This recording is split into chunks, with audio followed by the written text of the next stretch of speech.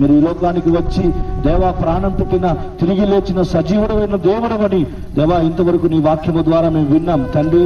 ఎవరైతే నిన్ను హృదయంతో విశ్వసించి నోటితో ఒప్పుకొని దేవా వారి హృదయంలో చోటు ఇస్తారో వారందరినీ నిత్య రాజ్యమునకు వారసులుగా మార్చమని, ఈ బిడ్డలను ఈ కుటుంబాలందరినీ దీవించమని, ఆశీర్వదించమని దేవా ఈ ప్రజలందరినీ ప్రభువా మీ చేతులకు అప్పగిస్తున్నాం. ఎవరి బాధల చేత ఉన్నారో, సమస్యల చేత ఉన్నారో, అనారోగ్య పరిస్థితుల్లో ఉన్నారో దేవా వారందరినీ ఆ సమస్యల నుండి విడిపించి ఆశీర్వదించి, అంతకంటే దేవా స్తోత్రం నైనా ఆ ఘోరమైన నరకాత్మ నుండి తప్పించి రక్షించమని ప్రజలను మీ చేతులకు అప్పగిస్తూ యేసు నామములో ప్రార్థిస్తున్నాం తండ్రి. ఆమేన్, ఆమేన్. దేవునికి మహిమ కలుగును గాక. ఆమేన్.